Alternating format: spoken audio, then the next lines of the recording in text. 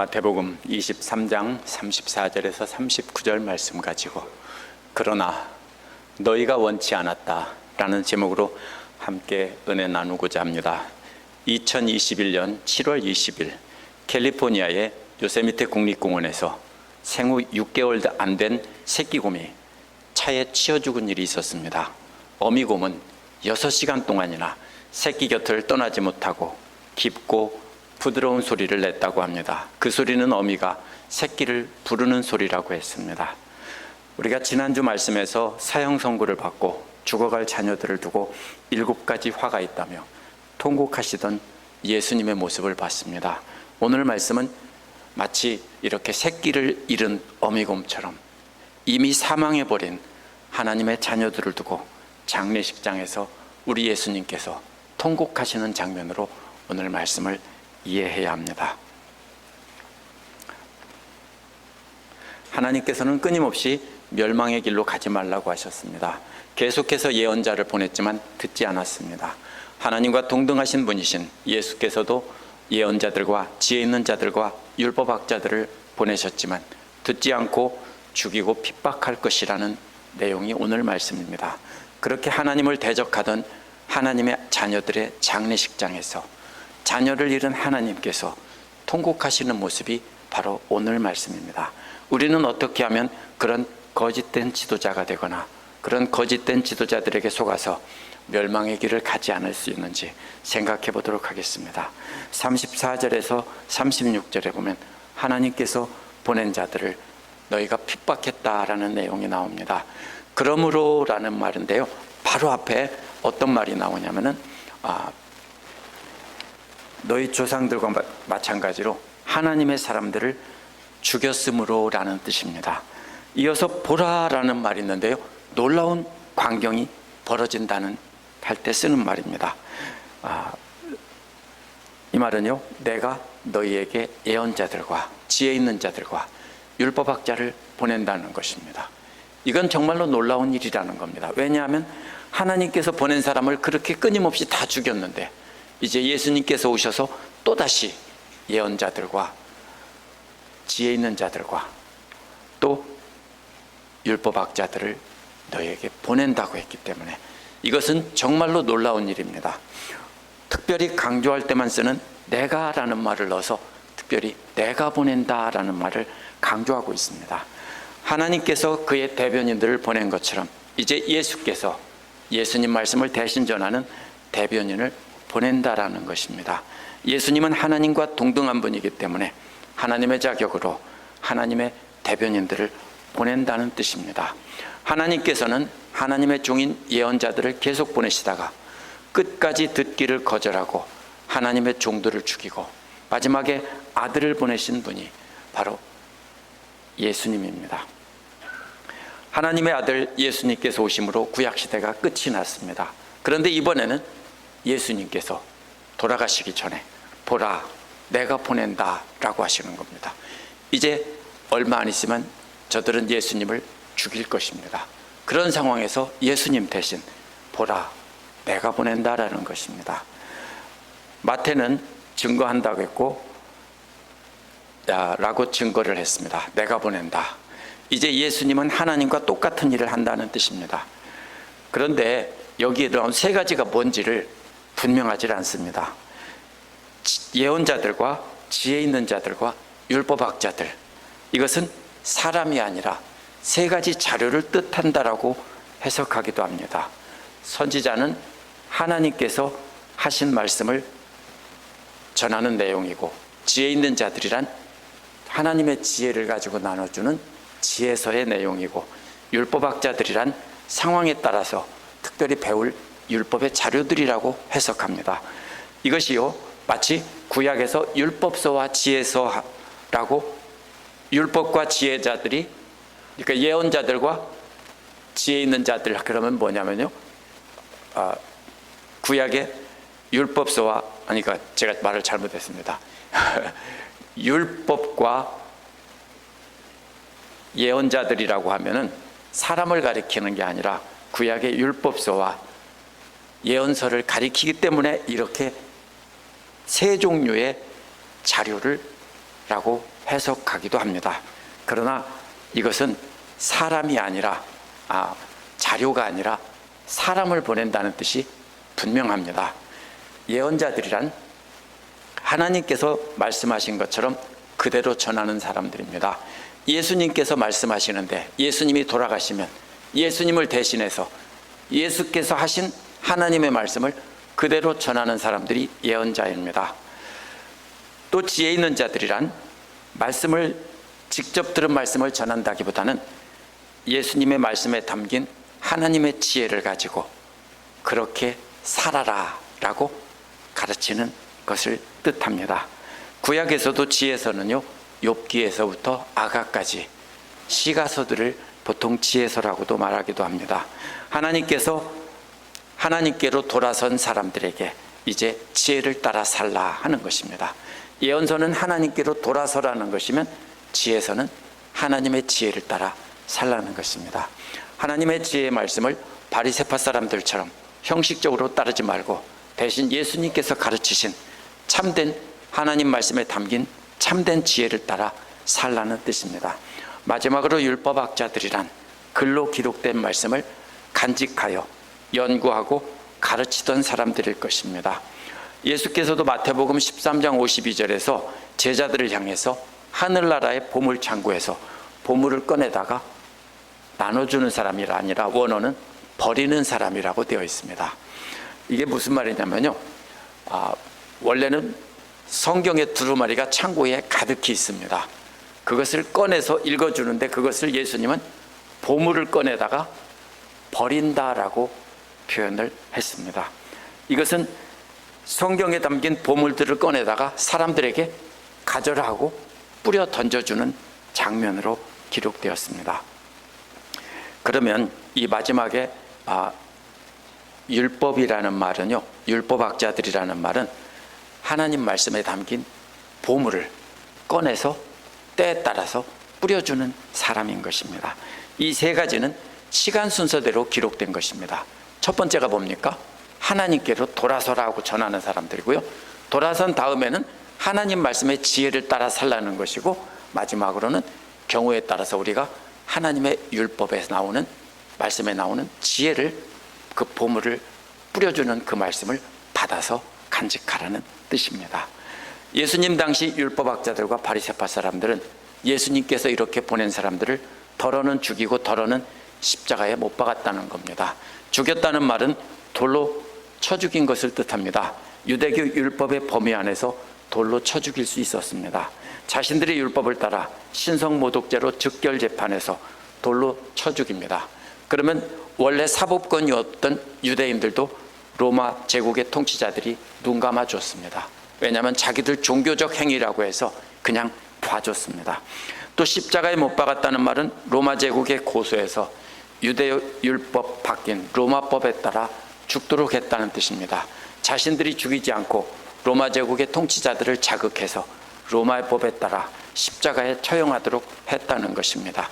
자신들이 돌로 쳐 죽이는 것은 즉시 고통 속에서 죽게 하는 것이라면, 십자가에 달아 죽이는 것은 옥에 갇히게 하고 고문을 받게 하고 십자가에 달아서 천천히 죽게 하는 것입니다.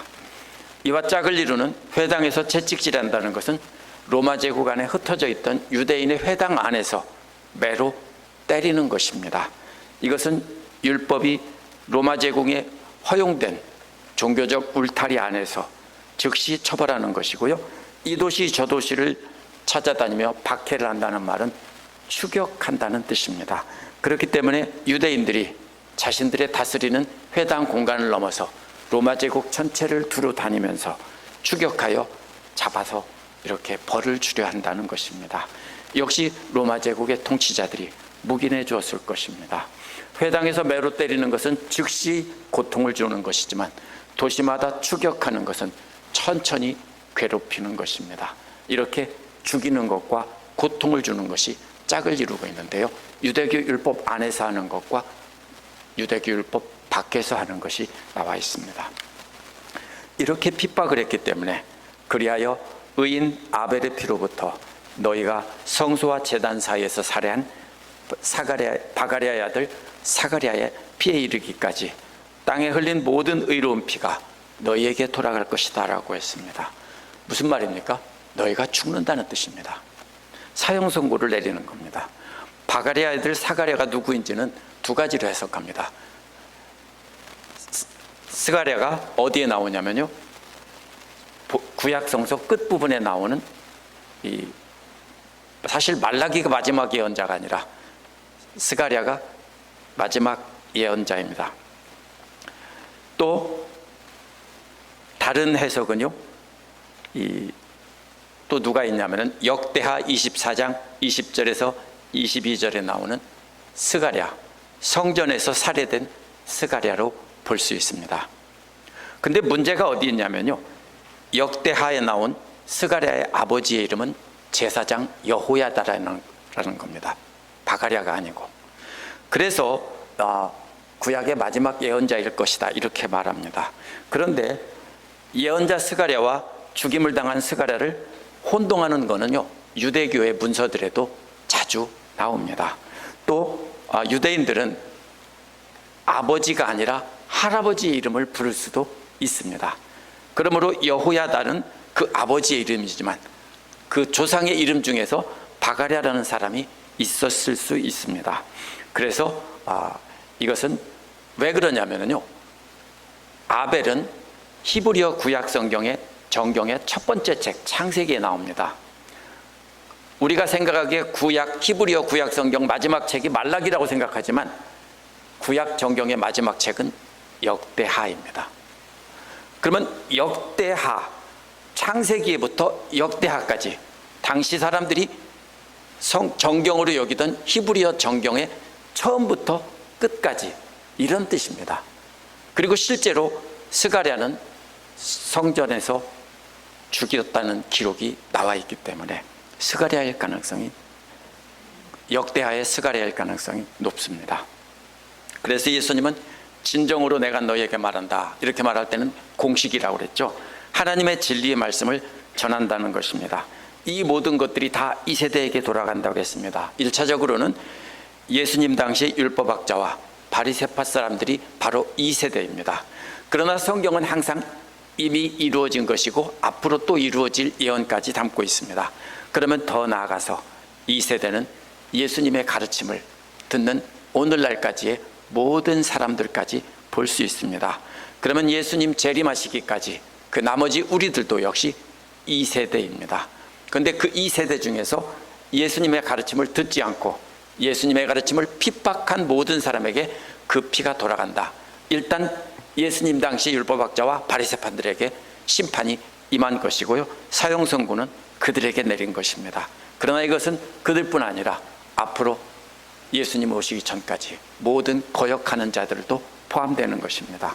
이들의 죄는 하나님의 안다면서 하나님의 자리에 앉았기 때문입니다.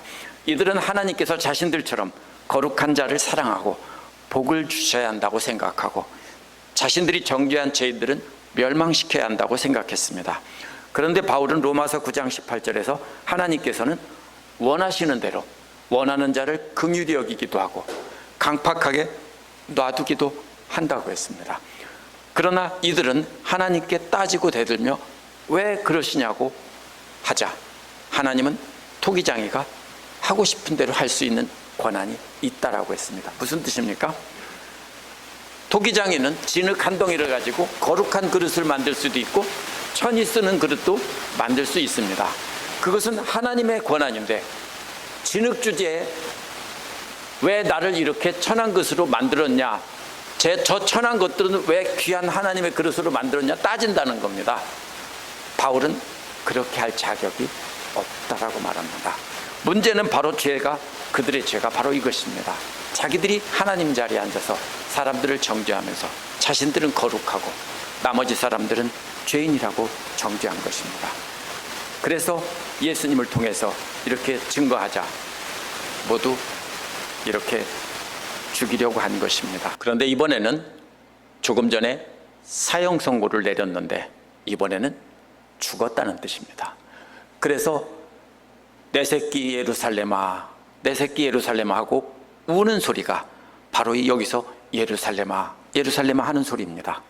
통곡하는 이유는 먼저 예루살렘으로 비유된 유대교 지도자들이 예언자들을 죽였다는 겁니다. 31절에 나온 것을 그대로 반복한 겁니다. 내게 보낸 자들을 돌로 쳤다는 것이고요. 또 하나님께서 이것은 보낸 자들을 돌로 쳐 죽였다는 뜻입니다. 35절에서 사가랴 같은 말입니다. 어쨌든 돌로 쳐 죽인 일을 구체적으로 가리키는 말입니다. 그러나 이는 현재도 계속되고 있다는 뜻이기 때문에 과거의 일말이 아닙니다. 지금도 계속해서 그렇게 하고 있고 앞으로도 계속 한다는 뜻입니다. 이어서 내가 내 자녀들을 얼마나 여러 번 모으려고 했느냐라고 합니다. 하나님께서 그 자녀들을 보호하기 위해서 계속 불러 모았다는 겁니다. 자녀들은 하나님을 대적하는데도 계속해서 애타게 불렀다는 겁니다. 왜요? 너 그렇게 하면 죽어. 이리 와 계속 불렀다는 겁니다. 그런데 그 자녀들은 그 엄마를 향해서 그 아버지를 향해 계속 삿대질을 하며 대들었다는 겁니다. 그럼 보통 사람 같으면 죽게 내버려둬야 되는데 하나님은 계속해서 부르고 있다는 겁니다. 하나님을 향해 삿대질하며 대드는데 하나님은 계속해서 이리 오라고 부르고 있다는 겁니다. 그래서 그 모습을 하나님께서 간절히 부르시는 모습을 암탉이 그 새끼를 날개아래로 모으려는 장면으로 예수님께서 비유하셨습니다. 과거에 그랬다는 겁니다. 근데 이미 죽었다는 겁니다. 독수리나 다른 맹수들로부터 보호하기 위해서 병아리를 날개 아래로 모이라고 부릅니다. 그러나 너희가 원하지 않았다고 했습니다. 병아리들은 어미닭이 아무리 불러도 듣지 않고 제멋대로 뿔뿔이 흩어져 돌아다니고 있는 장면입니다. 호세아 11장 1절 6절에서도 하나님이 그 자녀들을 돌아오라고 간절히 부르는 어미의 모습으로 비유했습니다. 하나님께서 이스라엘이 어린아이일 때 이집트에서 불러냈다는 겁니다. 그러나 하나님께서 부르면 부를수록 이스라엘은 하나님으로부터 멀리 떠나갔다는 겁니다. 걸음마를 가르치고 품에 안아서 가르치고 죽을 고비에서 살려주었는데 사랑으로 업고 다니며 젖을 물려 키웠는데 우상숭배하며 멸망할 길로 떠나갔다는 겁니다. 그래서 아시리아의 지배를 받게 될 것이다. 이것이 바로 호세아에 나온 하나님께서 엄마가 자녀들을 젖먹여 키우는 장면으로 부르면서 떠나간 자녀들을, 반역하는 자녀들을 부르고 있는 장면과 똑같습니다.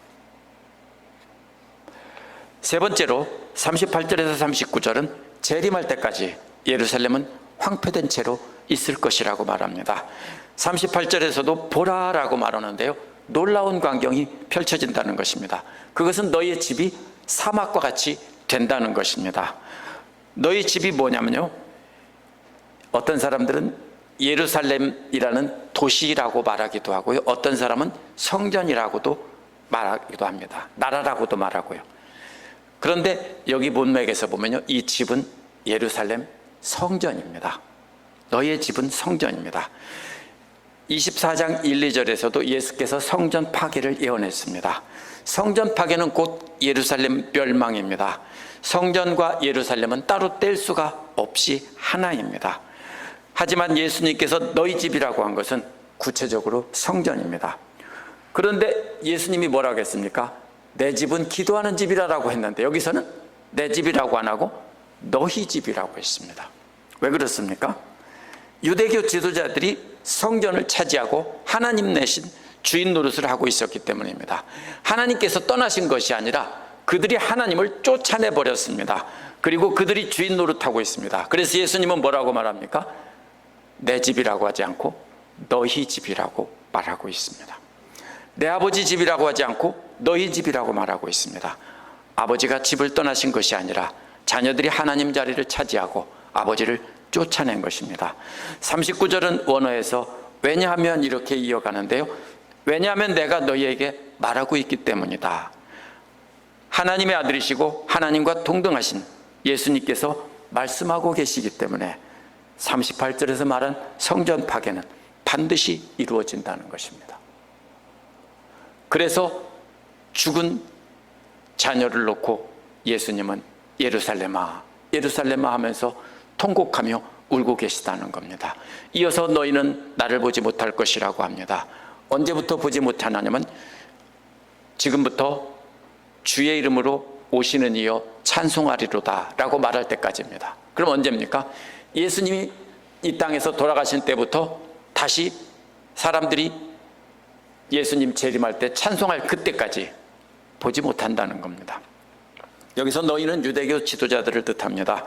예수께서 무리들 앞에서 가르치시는 마지막 말씀이기 때문입니다. 이제 유대교 지도자들은 완전히 죽었기 때문에 마치 곰새끼를 두고 빙빙 돌면서 울던 어미곰처럼 예수님은 그렇게 통곡을 하다가 이제는 떠나는 장면이 39절입니다. 그래서 39절 이후에는요, 마태복음에서 더 이상 무리들이나 유대교 지도자들을 가르치지 않습니다. 왜냐하면 이미 사망했다고 보고 애통하는 애가를 불렀기 때문입니다. 그 뒤에부터는 이후에는 제자들을 은밀히 가르치는 내용만 나옵니다. 그래서 마태복음에서 대중에게 가르치며 선포하는 말씀은 여기서 끝입니다. 지난주 말씀은 사형 집행을 앞두고 있는 사형수 같은 유대교 지도자들을 두고 애통해하며 지금이라도 돌아오면 살 수 있다라고 합니다. 그런데 오늘 말씀에서는 예루살렘아 예루살렘아 하며 이미 완전히 사망한 유대교 지도자들을 두고 그들의 장례식에서 곡을 하다가 이제 너희는 다시 나를 못 볼 거야 하고 떠나시는 장면입니다. 죽은 새끼를 두고 애곡하다가 완전히 그 자리를 떠나시는 예수님의 모습입니다. 그러면서 끝까지 불렀지만, 대적하는 그들을 암탉이 병아리를 불러 모으듯 계속 불렀지만 너희들이 듣지 않았다며 마치 찢겨 잡혀 먹어버린 병아리를 두고 애통하듯 그렇게 애통하는 장면입니다. 엄마시니까 이 장면을, 예수님의 마음을 이해하실 수 있겠죠. 지도자들이 잘못되어 있으면 지도자만 망하는 것이 아닙니다. 그들을 따르는 사람들도 다 망하는 것입니다. 어떻게 스스로 하나님께서 보내셨다고 속이는 가짜들과 하나님께서 진짜로 보내신 참된 예언자들과 지혜자들과 율법학자들을 구별하겠습니까? 어떻게 가짜와 진짜를 구별합니까? 예레미야 27장 8장에서 나옵니다. 하나님께서는 예레미야에게 나무로 만든 멍에를 만들어 메고 바빌로니아 왕에게 멸망을 당한다고 전하라고 했습니다. 잡혀갈 것이고 살아남은 자들은 소처럼 목에 멍에를 메고 농사를 지으며 바빌로니아 왕을 위해서 농사를 져서 갖다 바칠 것이라고 이렇게 전하라고 했습니다. 뭐라고 했을까요? 다들 분노하며 예레미야를 죽이려고 했습니다. 그때 하나냐라는 예언자가 와서 예레미야의 목에 멍에를 꺾으며 바빌로니아 왕이 가져간 성전 기구를 2년 안에 되돌리시고 그 나라를 회복시킬 것이다 라고 하나냐는 전했습니다. 그러자 모든 듣는 이스라엘 백성들은 환호하며 하나냐는 최고고 예레미야는 죽일 놈 했습니다. 이게 뭡니까? 바로 어미닭이 부르짖는 소리를 무시하고 제멋대로 다니다가 독수리에게 잡혀먹은 것과 같습니다. 따라서 오늘날도 거짓 지도자들은 하나님 말씀을 받아서 그대로 전하지 않고 사람들이 박수치며 기뻐하고 좋아할 말만 자기 생각으로 만들어내서 전합니다. 그렇게 해서 사람들을 하나님을 따르는 사람으로 만들지 않고 자기를 따르는 사람들로 만들어버립니다. 대부분 사이비 교주들이 대부분 그렇게 하고요, 사이비 교주가 아니라도 사람들을 다 현혹시켜서 자기 사람으로 만들고 침을 발라서 배에 문지르면서 내가 기도하면 낫는다. 내가 기도하면 낫는 게 아니죠. 기도하면 하나님께서 치료해 준다고 해야 되죠. 그렇게 말하는 사람들은 가짜입니다. 지도자가 자기의 권위를 내세워서 자기가 위대한 것처럼 보이게 해서 사람들을 꼼짝 못하게 따르게 한다면 그것은 틀림없이 가짜입니다. 그러므로 우리가 속아 넘어가지 않으려면 먼저 하나님 말씀을 잘 읽고 분별할 수 있는 능력을 가져야 합니다. 그래서 자신을 내세우지 않고 대신 하나님 말씀만 내세우는 지도자의 말을 듣고 따라가야 합니다. 그렇게 하지 않으면 우리는 우리가 원하는 것을 가지고 하나님께서 이루어준다고 거짓말하는 사람들에게 박수치며 속아 넘어가게 됩니다. 그때 마지막 날에 주님 앞에서 내가 저 사람들 때문에 속았어요 라고 말해도 소용없습니다. 왜냐하면 그때 주님이 뭐라고 말합니까? 내가 그들을 따라가지 말라고 그렇게 애타게 너희들을 불렀다. 그런데 너희가 원하지 않았다 라고 말씀하실 겁니다. 기도하겠습니다.